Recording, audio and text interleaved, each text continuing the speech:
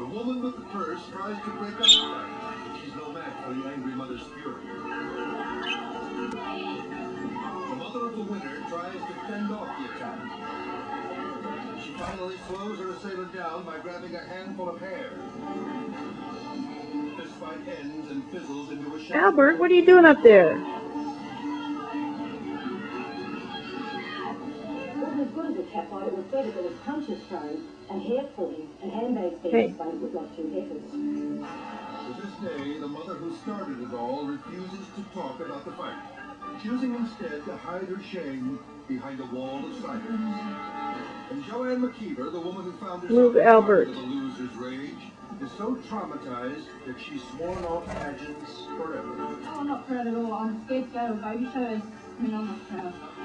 While the judges may have had a difficult time selecting the most beautiful child, there's no doubt as to who was the biggest baby.